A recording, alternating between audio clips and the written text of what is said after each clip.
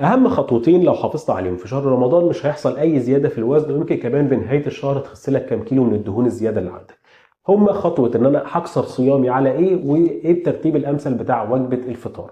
مهم جدا ان انا ما اكسرش صيامي على سكريات عاليه، كافي جدا ان انا اخد تمره لثلاث تمرات، لان التمر المؤشر السكري بتاعه مش عالي قوي. كمان الكميه الصغيره اللي هاخدها اللي هو بحد اقصى ثلاث تمرات، الحمل السكري بتاعهم بيبقى قليل، فمش هيرفع معايا سكر الدم بشكل حاد، ومش هيزود معايا من افراز الانسولين.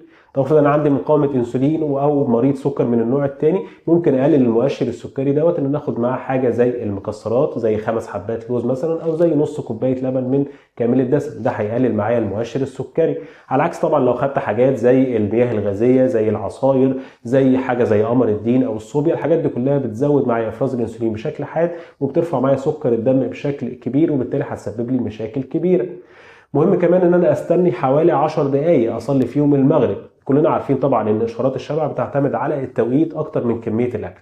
لو انا قعدت افطر على طول، ده هيخليني اكل كميه كبيره جدا من الاكل انا مش محتاجها، وبالتالي هيبقى عندي تخمه، وبعد كده هحس بالخمول وهحس بالكسل بعد كده. نيجي بقى لترتيب وجبه الفطار. فاهم حاجه ان انا ابدا بحاجه زي الشوربه، وشوربه ما تكونش تحتوي على نشويات. يعني شوربه اللسان العصفور دي مش معانا، شوربه الفراخ مثلا، شوربه اللحمه، شوربه الخضار، دي حاجه دافيه بتمهد معايا الجهاز الهضمي لعمليه الاكل اللي انا هاكلها.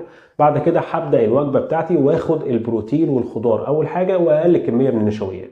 مش لازم اخلص البروتين الاول وبعد كده الخضار وبعد كده النشويات، لكن ممكن اخد معلقتين من البروتين، بعدها معلقتين من الخضار، بعدها معلقتين من النشويات، واعيد السايكل تاني من الاول. ده هيخليني اخد الحاجه المهمه اللي في الاكل اللي هو البروتين والخضار، وده اللي هيديني الاحساس بالشبع، واخد اقل كميه من النشويات. كمان لو في اي حاجه حلوه او حلويات ممكن اخدها بعد الفطار على طول.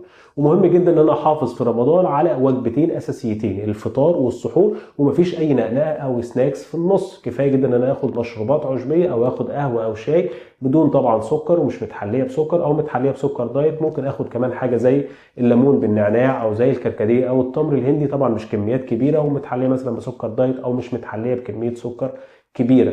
اجي بقى على السحور احافظ على البروتين واحافظ على الكربوهيدرات المعقده، حاجه زي البقوليات. لو حافظت على الخطوات دي كلها طول شهر رمضان، اكيد مش هيحصل اي زياده في الوزن، ويمكن كمان تخس لك كام كيلو من الدهون. فمهم جدا ان احنا نحافظ على الخطوات دي كلها، ان انا ما اكسرش صيامي على سكريات عاليه. كمان احافظ على ترتيب الفطار، ان انا ابدا بالبروتين والخضار واقل كميه من النشويات، وما نقنقش ما بين الفطار والسحور.